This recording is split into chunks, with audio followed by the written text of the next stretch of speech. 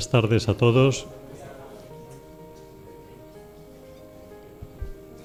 Bienvenidos a esta nueva sesión de la Real Academia de Medicina de Cantabria, con la cual, por cierto, cerraremos este curso, cerraremos las actividades antes del verano.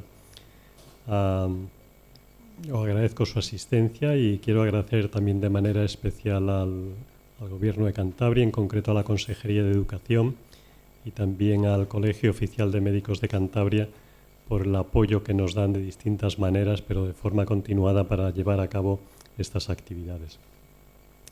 Y como probablemente todos saben, porque habrán leído el título, la conferencia de hoy trata de cambio climático, ¿no? Un tema evidentemente de mucha actualidad, seguramente todos los días en la prensa sale alguna noticia en relación con ello. Yo creo que quizás podemos discutir qué proporción del cambio climático es puramente natural, qué proporción es debida a la actividad humana, pero lo que está claro es que existe un cambio climático, entre otras cosas, tendente hacia el calentamiento. Y eso seguramente tiene muchas consecuencias y va a tener más en los próximos decenios, consecuencias económicas, consecuencias sociales y las que más nos preocupan a nosotros, también consecuencias para la salud y en concreto para la salud humana. Quizás de momento esas consecuencias no son excesivamente perceptibles, pero conviene que vayamos siendo conscientes de ellas para estar preparados y, en lo posible, aliviar su impacto. Y para hablar de ello le hemos pedido a la doctora Ana Santurtún, que trabaja habitualmente sobre estos temas, que nos hable de cómo es esa situación. Y a la doctora Santurtún la presentará el profesor González Lamuño, que es académico de número de esta academia. Buenas tardes a todos, señores académicos. Para mí es un honor también dar la bienvenida a esta sesión académica número 388 de la Real Academia de Medicina de Cantabria y presentar a la profesora Ana Santurtún Zarrabeitia, quien hoy nos ofrecerá una conferencia que, como ha comentado el profesor Riancho, es de gran actualidad y trascendencia. La profesora Santurtún es licenciada en Medicina y doctora en Ciencias de la Salud por la Universidad de Cantabria, donde desde el año 2013 ejerce como profesora contratada doctora y está acreditada como profesora titular por la Agencia Nacional de Evaluación, la ANECA. Su perfil docente es sólido y diverso. Imparte docencia en grado, en posgrado y también en formación universitaria dirigida a adultos, lo que refleja su profundo compromiso con la educación y la divulgación del conocimiento científico. Desde el ámbito investigador, la profesora Santurtún se ha especializado en salud ambiental y toxicología, con especial atención a los efectos del cambio climático y la contaminación atmosférica sobre la salud humana. Forma parte de dos grupos de investigación, el grupo IESquema de Dival y el grupo GeoBiomed de la Universidad de Cantabria, donde investiga las implicaciones del entorno natural y social en enfermedades cardiovasculares, respiratorias y problemas de salud mental. Ha publicado más de 60 artículos científicos en revistas indexadas, ha participado en varios proyectos nacionales competitivos y actualmente lidera una investigación financiada por el Instituto de Salud Carlos III.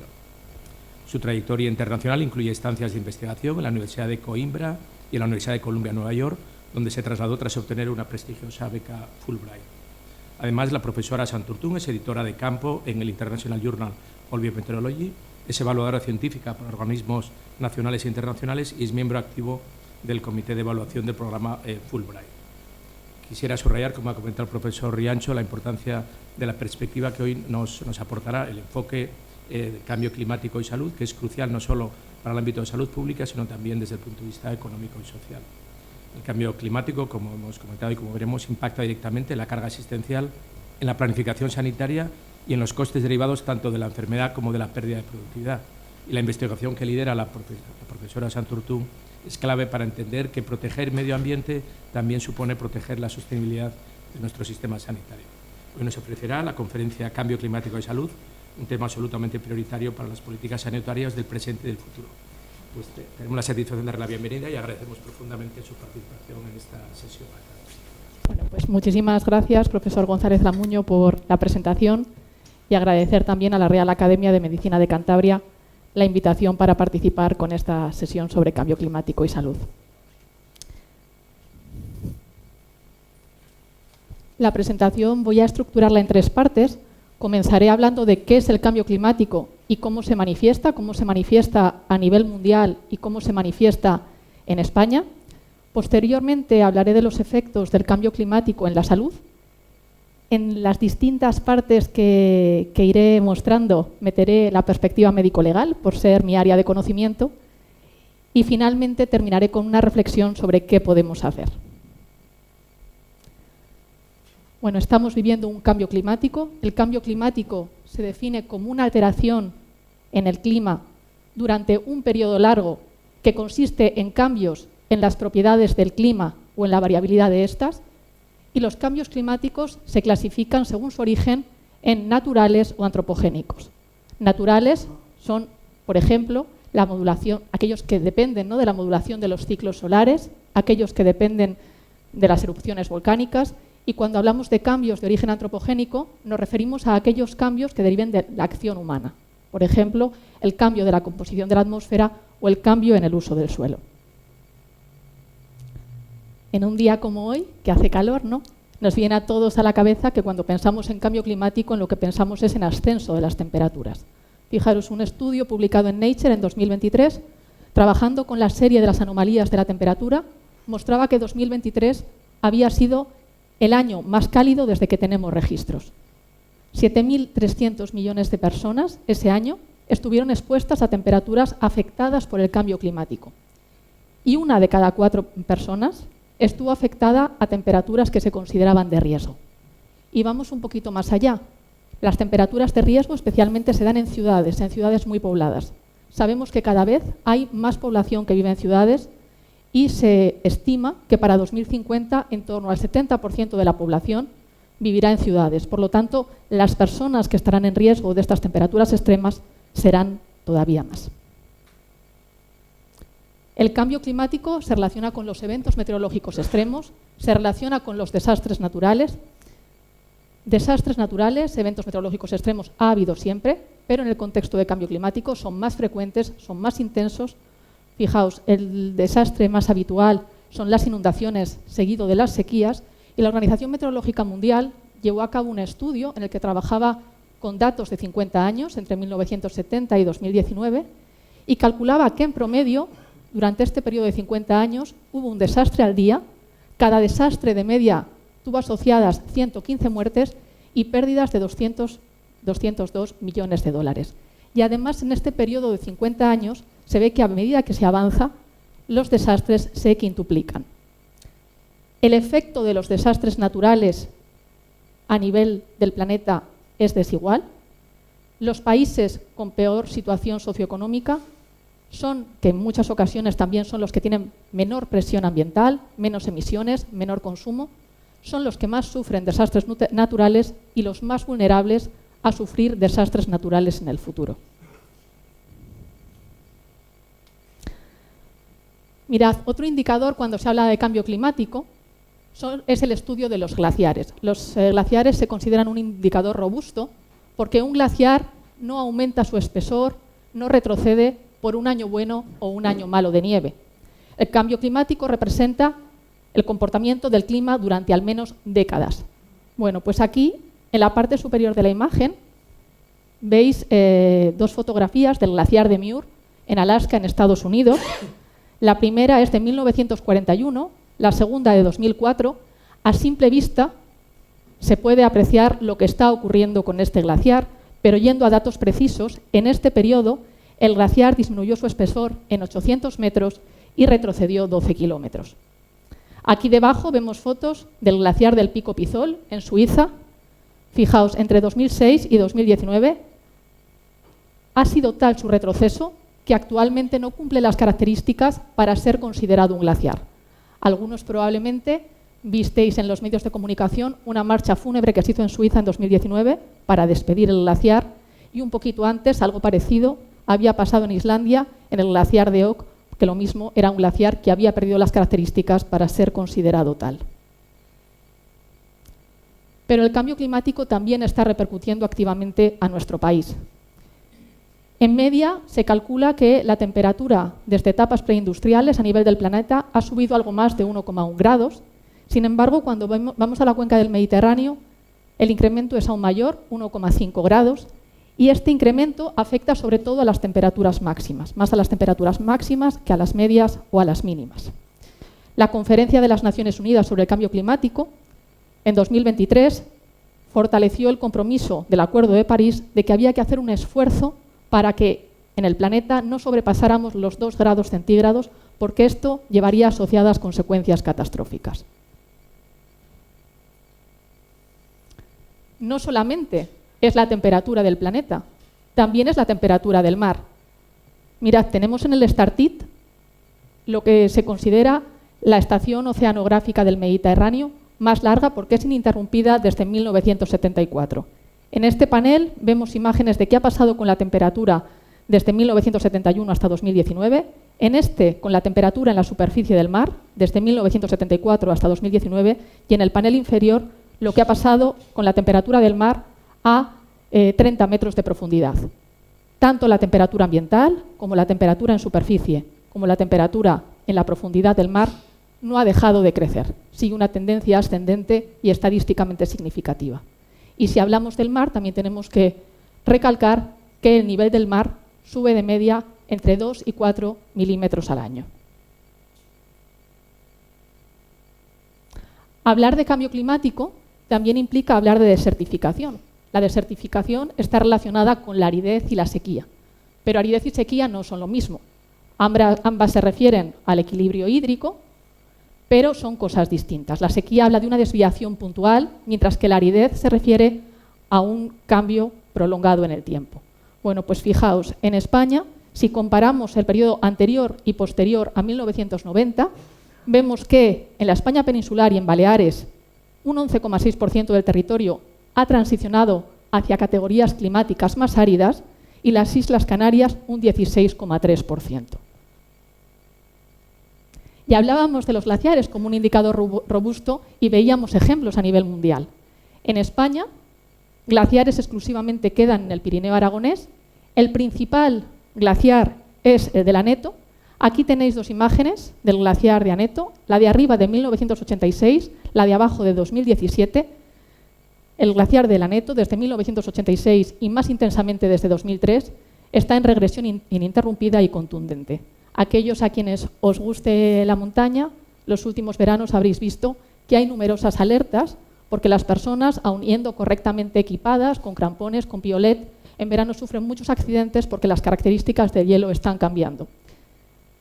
Debajo vemos el glaciar oriental de la Maladeta, que al comparar imágenes entre 1992 y 2015 también vemos su franco retroceso.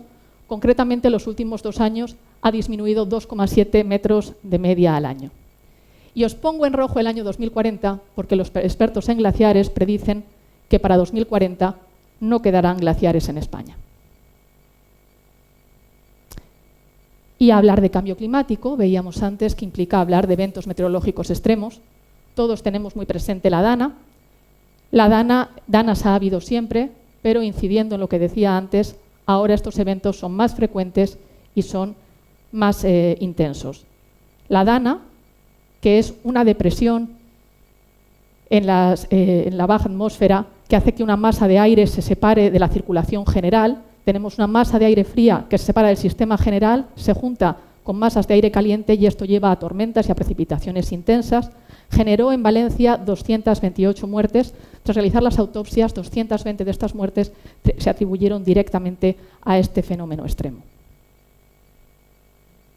Y con esta introducción sobre cambio climático, vamos a pasar a hablar de cambio climático y sus efectos en la salud. En primer lugar, hablaré de la contaminación atmosférica y me imagino que a la mayor parte de vosotros no os quepa duda de por qué hablamos de contaminación atmosférica cuando hablamos de cambio climático. Pero en cualquier caso, cabe decir que antes os comentaba que el cambio climático puede tener un origen natural o humano. El cambio climático que vivimos actualmente es considerado un cambio antropogénico. Se considera que el cambio climático que estamos viviendo es debido a los cambios en la composición de la atmósfera, a la emisión de gases de efecto invernadero. El panel intergubernamental sobre el cambio climático, creado por la Organización Meteorológica Mundial y por Naciones Unidas, un panel de expertos, en su primer informe, en 1990, ya decía que el cambio climático tenía una influencia humana detectable, pero en su último informe, el sexto informe de 2021, es contundente y dice que el cambio climático que estamos viviendo es inequívocamente causado por actividad humana. La NASA, en sus modelos, ha intentado integrar los posibles factores naturales que determinarían el cambio climático y ha concluido que es imposible con factores naturales explicar el incremento de la temperatura y en un periodo tan corto de tiempo.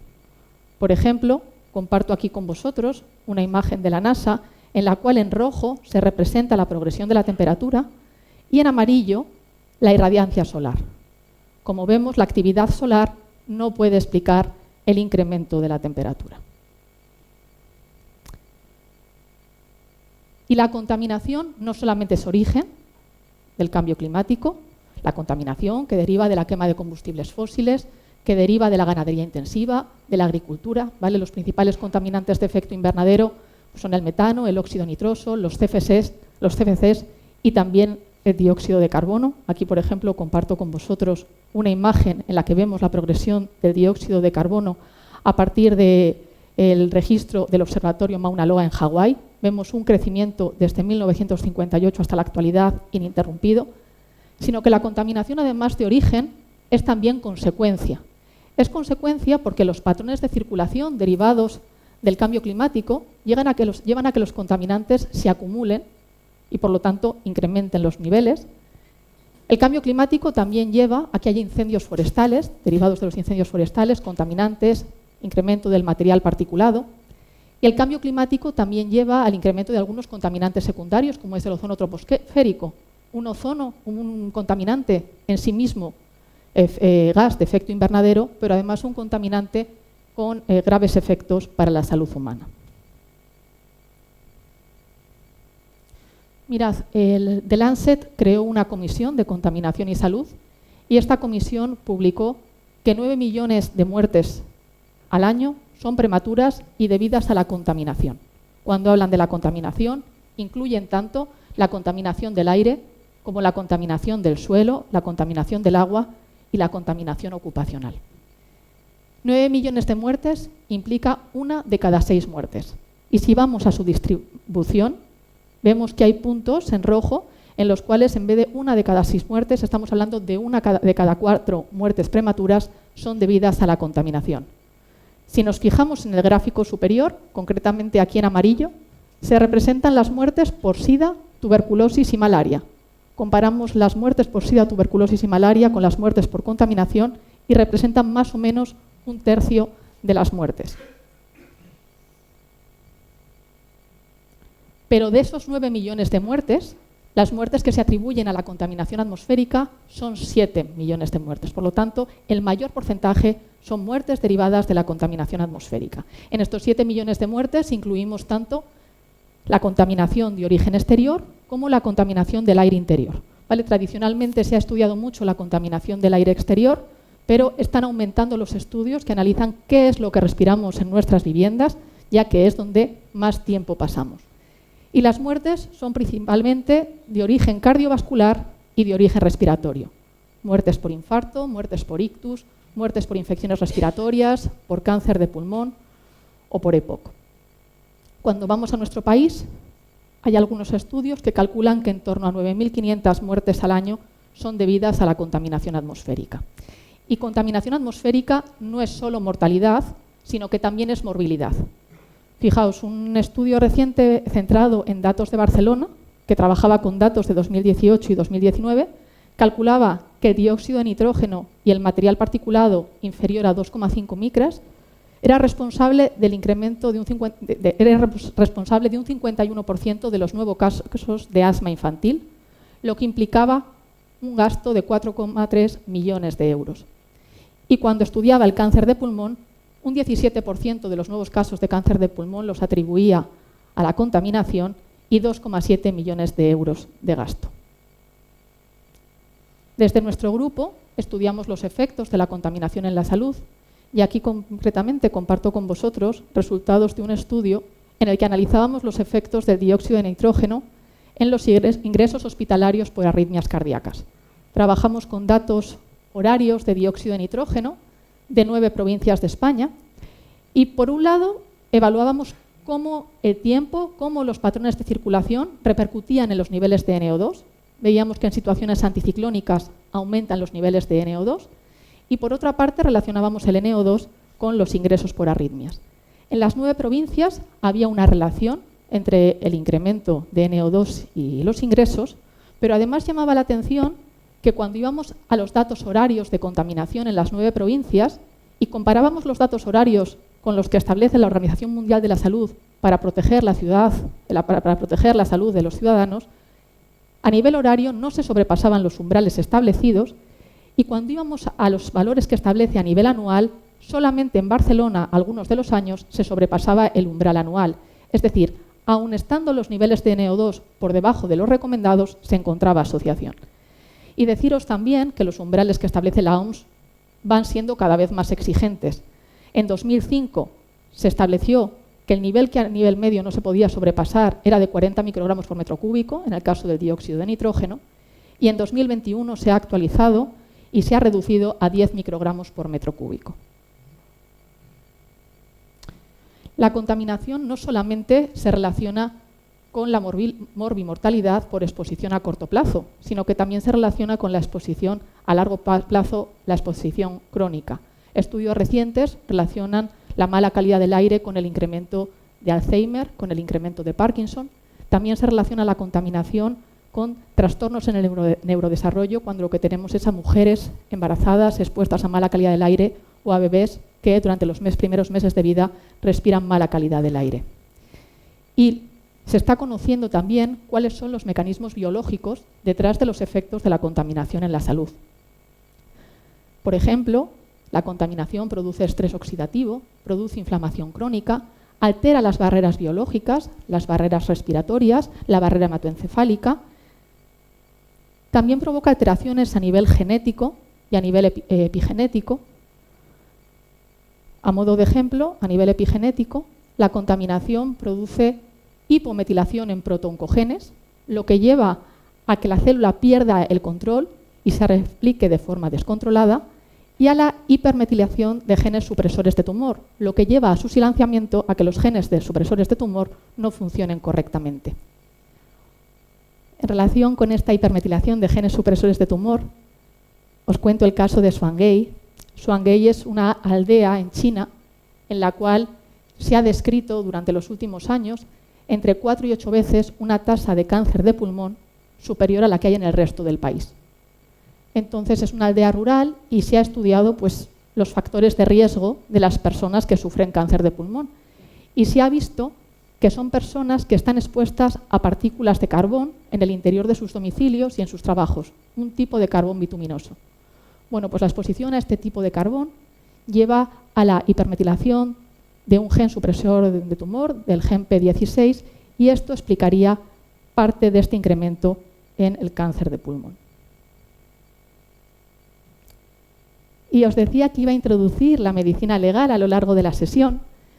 Tras revisar un informe en el que se mostraban datos mundiales sobre mortalidad por cáncer de pulmón, recuerdo una conversación con la profesora Maite Zarrabeitia, mi mentora, que nos llevó a hacer una publicación en la que discutíamos quién era responsable ante una muerte por mala calidad del aire. Fijaos, estábamos hablando de 7 millones de muertes, pero sin embargo, cuando una persona muere por respirar aire contaminado, lo que tenemos son muertes que se clasifican como muertes naturales. Ante mala calidad del aire, incrementan las visitas a urgencias, los ingresos por infarto agudo de miocardio, algunas de las personas fallecen y la causa de la muerte es una muerte natural, es una muerte por infarto.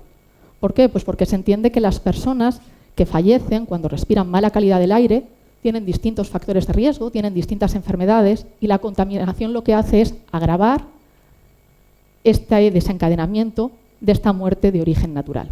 Sin embargo, cuando una persona muere por una intoxicación por setas, cuando una persona muere por consumir, por una exposición accidental a herbicidas, cuando una persona fallece por humo de incendio, este invierno desgraciadamente hemos tenido varias intoxicaciones en Cantabria, la causa de la muerte es precisamente la intoxicación. Son muertes ante las que se hace autopsia judicial y precisamente la intoxicación es la causa de la muerte.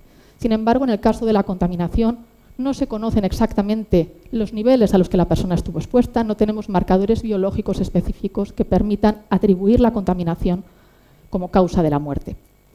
Y nosotras pensábamos, y esto planteábamos en esta discusión, que poner caras detrás de las muertes es algo importante.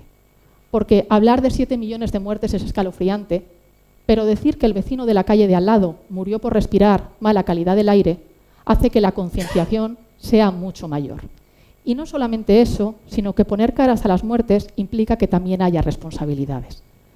Fijaos, comparto ahí con vosotros una sentencia que se consideró pionera, en la cual se atribuía la contaminación atmosférica como causa de muerte a una niña, Ella es una niña que muere en Londres por una enfermedad respiratoria y se considera que la contaminación es responsable de esa enfermedad que padece. Esta niña vivía muy próxima a una autovía en la que diariamente se sobrepasaban los umbrales recomendados tanto de dióxido de nitrógeno como de material particulado. Después de esta sentencia, el pasado otoño, el gobierno británico tuvo que indemnizar a la familia de esta niña precisamente porque la contaminación se consideraba la causa de su muerte. Ahora paso a hablaros del efecto del cambio climático en el tiempo y el tiempo en la salud. Cuando hablamos del tiempo es algo diferente al clima. El tiempo es el estado de la atmósfera en un momento concreto, ¿no? Hoy hace un día de calor o ayer llovió. El tiempo va a condicionar cómo nos relacionamos, va a condicionar qué actividades hacemos, va a condicionar cuánto abrimos y cerramos la ventana. Y el tiempo se relaciona con la salud y el tiempo está condicionado por el cambio climático. Las temperaturas cambian, los patrones de precipitación cambian. Fijaos, en este estudio que participaron 532, se trabajó con datos de 532 ciudades de 33 países, se veía cómo la mortalidad, tanto cardiovascular como respiratoria, se relacionaba con las temperaturas altas y bajas. Pero en este segundo mapa os muestro resultados en los cuales lo que se analiza es la tendencia en la tasa de muertes por calor entre el año 2000 y 2020.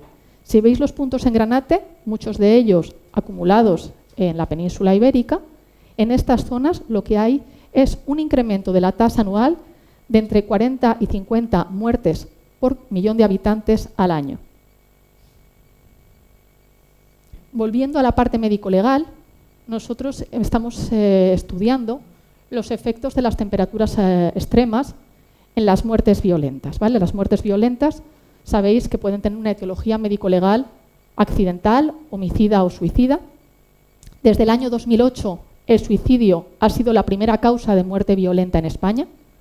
Los 2 últimos años, las muertes por suicidio han sido sobrepasadas por las muertes accidentales por caídas principalmente en personas mayores, anticoaguladas, pero aún así el suicidio es un problema de salud pública y el suicidio además es un problema creciente en algunos grupos de edad.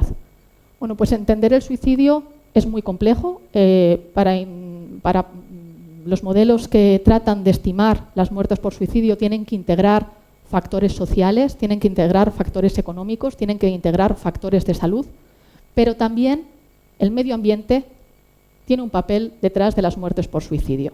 Nosotros en este estudio, realizado con compañeros de la Universidad de Coimbra y de la Universidad de Lisboa, analizábamos la relación de la temperatura aparente con las muertes por suicidio. La temperatura aparente es un índice biometeorológico que se considera el mejor indicador de mortalidad. Es un índice meteorológico que lo que intenta es estimar la sensación de confort térmico que siente el individuo. En vez de trabajar con la temperatura absoluta, trabajamos con un índice que integra temperatura, integra humedad e integra la velocidad del viento. Todos sabemos, y si pasamos parte del año en Santander al menos, que en Santander es muy distinto un día de alta temperatura en el que hay alta humedad relativa y no hay viento, es un día en el que nos cuesta respirar, que un día en el que tenemos alta temperatura, pero la humedad relativa es baja y hay brisa. Esos días se llevan mucho mejor. Entonces, en ese sentido, es interesante no trabajar solamente con variables meteorológicas absolutas, sino también con estos indicadores. Bueno, pues en este trabajo, como os decía, veíamos una asociación entre la temperatura aparente y las muertes por suicidio en la capital de Portugal. El tiempo también se ha relacionado con las infecciones respiratorias. Nuestro grupo participó en un estudio durante la pandemia en el cual, con otros investigadores de universidades españolas y de Suiza, intentamos ver cómo los patrones de circulación podían repercutir en las distintas olas de COVID. Si recordáis, durante el COVID, en Europa, el principal país afectado en sus inicios fue Italia y muy rápidamente le siguió España. Cuando estudiamos qué pasaba en febrero de 2020 en los patrones de circulación atmosférica sobre Europa, lo que nos encontramos es que en la cuenca mediterránea occidental había un sistema anticiclónico anómalo centrado entre España e Italia que llevaba a que en estos países hubiera unas situaciones de estabilidad atmosférica, un tiempo muy seco y temperaturas que fluctuaban entre los 5 y los 11 grados. Sin embargo, en el norte de Europa lo que teníamos era una situación de humedad, de lluvia, de viento. Bueno, pues las condiciones secas parece que favorecen la propagación del COVID a través de las gotículas respiratorias, pero además repercuten en la inmunidad del huésped, en la mucosa respiratoria, en los cilios, en el aclarado mucociliar. Esto también explicaría por qué, si recordáis la primera ola, la incidencia en España era desigual. Las provincias costeras tenían una tasa de incidencia, las provincias costeras que tienen una humedad generalmente más alta, tenían una tasa de incidencia inferior a la que tenían las provincias de interior. Y esto que describimos en Europa también se ha descrito en otros lugares del mundo. Por ejemplo, una de las principales olas que hubo en Japón se dio también en condiciones anticiclónicas anómalas como los que se habían visto en España. Probablemente muchos de vosotros hayáis leído recientemente noticias sobre el cambio en las enfermedades transmitidas por vectores. Las enfermedades transmitidas por vectores, algunas de ellas, están cambiando su patrón espacial y esto es debido a muchas variables.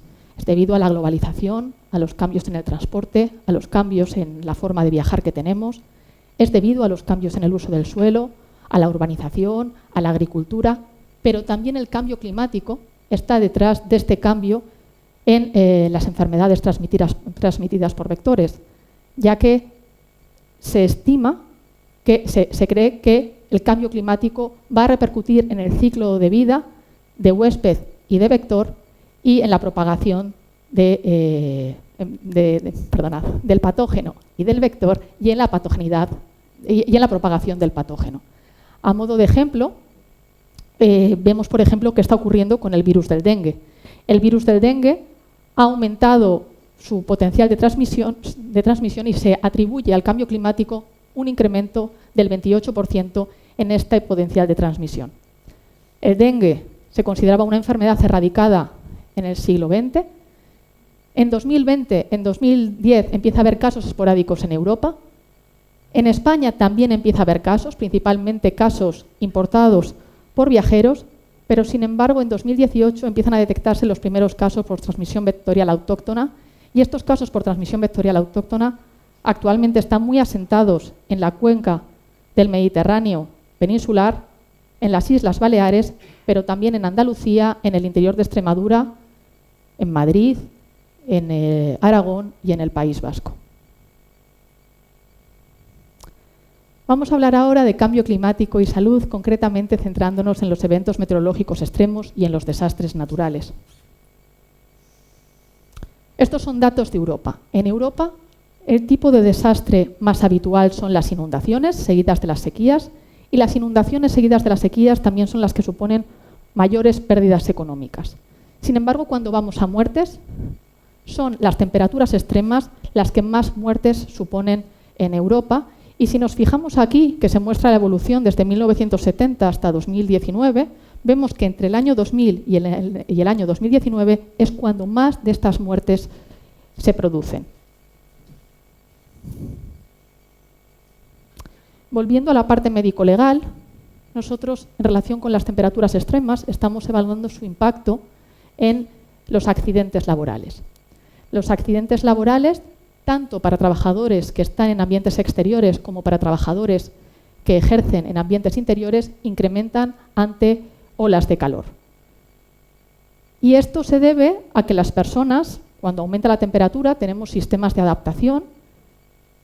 Por ejemplo, pues incrementa la sudoración, incrementa la vasodilatación, pero llega un momento en el que nuestros sistemas de adaptación se saturan y eso lleve a que se incremente el riesgo de sufrir un accidente. Un accidente o bien por una acción directa del calor, imaginemos una persona que está trabajando, por ejemplo, en el campo un día de calor y por esa exposición al calor sufre un infarto, pero también indirectamente el calor lleva a que las personas duerman peor, a que las personas se concentren menos y esto también puede provocar un mayor riesgo de sufrir un accidente. Hay algunos estudios que hablan de qué temperatura umbral puede establecerse para decir a partir de esta temperatura se incrementan los accidentes laborales.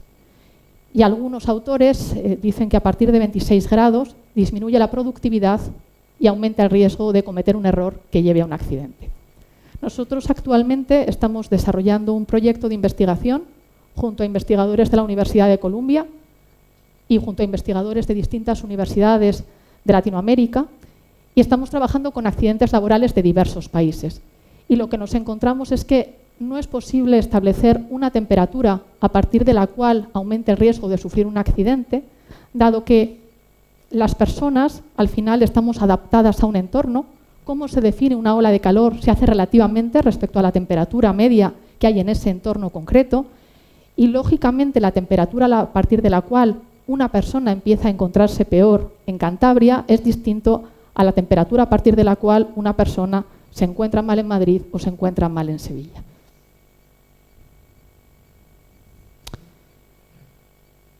Y nada más, pues sí, otras muchas cosas. La contaminación, el cambio climático repercute también en la alimentación. El cambio climático lleva asociado sequías, lleva asociado el incremento de plagas. El cambio climático se asocia también con la disponibilidad de agua, con el acceso a agua potable, a la seguridad en el consumo de estos alimentos y de esta agua, lo que puede llevar asociado un incremento de enfermedades como cólera, como malaria. El cambio climático lleva asociado también las migraciones forzosas por desastres naturales, migraciones forzosas por desertificación, migraciones forzosas por incremento del nivel del mar. Y todo esto repercute en la salud física, pero todo esto repercute también en la salud mental. Y cabe plantearse si hay algo que podamos hacer. Y no es raro pensar, bueno, en Europa podemos llegar hasta donde podemos llegar. Si China, si Estados Unidos no empiezan a hacer cosas realmente efectivas, es difícil mitigar el cambio climático. Hay ocasiones en las que lo que nos planteamos es, bueno, yo como individuo, esto depende de la Unión Europea, esto depende del gobierno de la nación, esto depende de los gobiernos autonómicos, de los gobiernos municipales. Sin embargo, yo creo que las acciones individuales son muy importantes. Son muy importantes desde una perspectiva indirecta, porque si a nosotros nos preocupa mitigar la contaminación, mitigar el cambio climático, quienes nos gobiernan, que son quienes tienen el poder de establecer leyes, de hacer un control estricto de las emisiones, nos quieren seguir gobernando. Por lo tanto, si entienden que a la ciudadanía esto nos preocupa, pues ellos serán estrictos en este sentido. Pero además, las personas también contribuimos a la huella de carbono. Las personas contribuimos a través del uso de energía. Las personas contribuimos a través del tipo de consumo que hacemos. Las personas contribuimos según cómo nos desplazamos. Yo llevo toda la vida escuchando a mi madre como médico decir a sus pacientes que tienen que hacer ejercicio físico.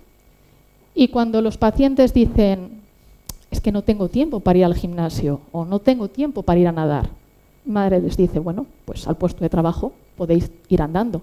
Y si no tenéis tiempo para ir al puesto de trabajo andando, quizá por la tarde, cuando vayáis a tomar un café, podéis ir dando un paseo, podéis ir en bicicleta.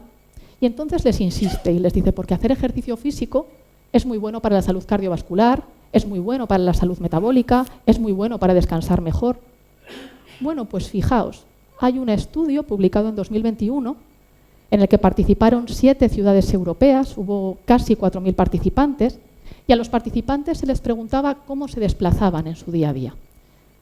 Había un porcentaje que se desplazaba habitualmente en transporte público, otros lo hacían en bicicleta, otros lo hacían en vehículo propio. Entre varones y mujeres no había grandes diferencias. Es verdad que los varones apostaban un poquito más por el coche y por la bicicleta, las mujeres un poquito más por el transporte público y por ir andando, pero como digo, no había grandes diferencias. De media, las personas al día recorrían 36 kilómetros, pues yendo a trabajar, yendo a hacer recados o haciendo planes sociales. Y a desplazarse dedicaban más o menos 1 hora y media. Cuando se mide la huella de carbono de estas personas, de media generaban 3,2 kilogramos de CO2 cada una. De estos 3,2 kilogramos de CO2, los desplazamientos en coche suponían el 70%. Y sin embargo, en coche solamente se recorría el 40% de la distancia. Por lo tanto, si reemplazamos el coche por ir andando, si reemplazamos el coche por ir en bicicleta, o si no hay tiempo para ir andando o ir en bicicleta por emplear el transporte público, entonces no solamente estaremos mejorando la salud cardiovascular, la salud metabólica, sino que también estaremos mejorando la salud del planeta. En el foro que nos encontramos, creo que es importante recurrir también al estudio de las emisiones que genera el sector sanitario. El sector sanitario se estima que es responsable del 5% de las emisiones de gases de efecto invernadero. Si tratáramos al sector sanitario como un país, el sector sanitario sería el 5.º país que más emisiones emite. Si miramos de dónde proceden estas emisiones de gases de efecto invernadero, de Estados Unidos proceden el 27% de estas emisiones de efecto invernadero del sector sanitario, de China proceden el 17% y de la Unión Europea el 12%. Y de este 5%, el 25% más o menos procede de los fármacos. Se calcula que 2% de los gases anestésicos, un 3% de los inhaladores, especialmente MDI, y un 20% de la fabricación, transporte y uso de fármacos. Desde los hospitales se puede trabajar en esta parte y en esta, también en el uso de los medicamentos, y deciros que desde la industria farmacéutica, si bien entre 1995 y 2019 su huella creció un 77%, durante los últimos 33 años se está haciendo también un gran esfuerzo para reducir estas emisiones de gases de efecto invernadero. Se calcula que en los últimos 3 años, la industria farmacéutica ha desarrollado más de 300 medidas para disminuir esta huella de carbono. Medidas relacionadas con el empaquetado, con la distribución, con la forma de conserva de los medicamentos. Y los hospitales cada vez más tienen en cuenta esto a la hora de decidir qué fármacos comprar. Y me gustaría terminar la sesión con un mensaje en positivo. En 1985, el Convenio de Viena, seguido en 1967 por el Protocolo de Montreal, llevó a lo que se considera el mayor éxito ambiental de la historia. Países de todo el mundo se pusieron de acuerdo porque se conocía que la atmósfera se estaba agotando, especialmente en la Antártida, y que esto iba a tener unas consecuencias gravísimas para la vida en el planeta. Este Protocolo de Montreal llevó a que en el mundo se dejara de utilizar y de fabricar determinadas sustancias que tenían un claro impacto sobre la capa de ozono. Bueno, pues desde el año 2000 ya se cuantifica cómo se está recuperando la capa de ozono. Y además, esto que se hizo, este acuerdo, este Protocolo de Montreal, se cree que ha permitido que la temperatura en el planeta no subiera en 2,5 grados. Si esto fue posible y si las consecuencias de esta acción ya se cuantifican, cabe pensar que con el cambio climático podemos conseguir algo parecido. Y nada más, muchas gracias por vuestra atención y